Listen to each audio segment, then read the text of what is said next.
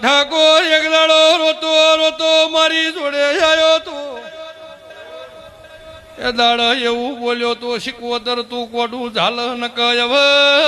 હારી કેનાલ ગોતવી છે કેનાલ ન મળે તો ખુમે ઝેરની દવા પીને મરી જાવું છે હવે જીવે મગન લેખવું નથી ભાઈ